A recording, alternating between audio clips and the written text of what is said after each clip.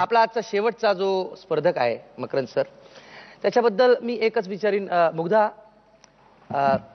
मला एक जरा सांगशील का, 7 जानेवारी 2016 कुठला वार असणार आहे? नाही तुला सांगताय? बरं सर, 769 सात किती? नाही नाही नाही माहिती ना, पण या प्रश्नांची उत्तर तो चुटकी सरशी देतो. तर आपण जोरदार टाळ्यांनी स्वागत करूया औरंगाबाद येथून गौरव भंडारी. आपला हा मित्र इथे आलेला आहे आणि मान्यवर परीक्षकांच्या पुढ्यामध्ये एक प्रत्येकी कॅल्क्युलेटर दिलेला आहे बेरीज वजाबाकी करण्यासाठी, आणि लॅपटॉपही आहे ज्याच्यावर 1000 पर्यंतचे 10,000 पर्यंतचे पाढे आहेत. तर आता बोला परीक्षकांशी. मला कोणतीही तारीख सांगा, मी त्या दिवशीचा वार 2 सेकंदात सांगेन. 6 मार्च 2010. 6 मार्च 2010 त्या दिवशी वार होता शनिवार. टाक. तू काय म्हणालास? शनिवार. बरोबर आहे की रे? आणखी एक खासियत आहे सर याची. हा काय करतो, तुम्ही आधीची तारीख सांगितली ना, आतापर्यंत किती वर्ष झाली आहेत, किती महिने, किती दिवस हेही सांगतो. 27 जानेवारी 1979. 27 जानेवारी 1979 आतापर्यंत झाले 32 वर्ष आणि 25 दिवस.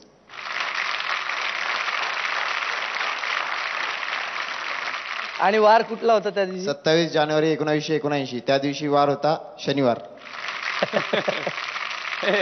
शनी अमावस्येचा जन्म आहे माझा, त्यामुळे मला माहिती आहे. एक तारीख विचार. शनी अमावस्येचा जन्म आहे माझा म्हणून मला माहिती आहे शनिवारच होता.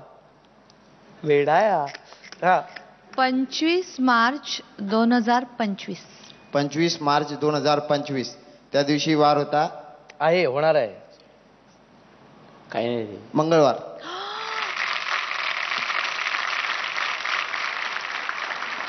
अशा प्रकारे मागचे 100 वर्ष आणि पुढचे 100 वर्षाचे कॅलेंडर मी पाठ केलेले आहे. पाठ केलंयस? हो, म्हणजे याच्यात काही खेळ नाही, हे सगळं पाठ आहे तुला? पाठ.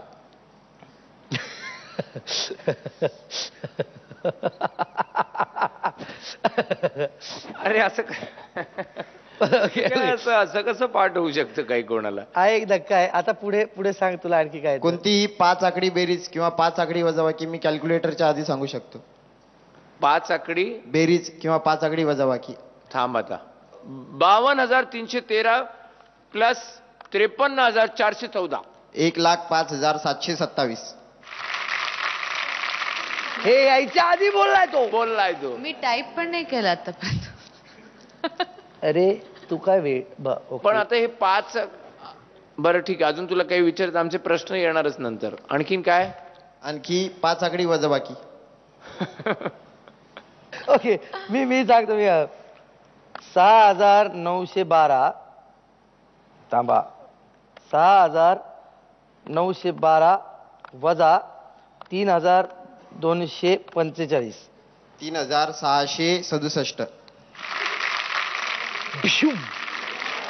तो कॉपी करतो रे, कॉपी करतो. त्याने बघितलं तिकडे. इथे यायच्या आधी बोलतोय. बरं, याला किती रे? 2 ते 1,000 पर्यंत पाडे पाठ आहेत. काय?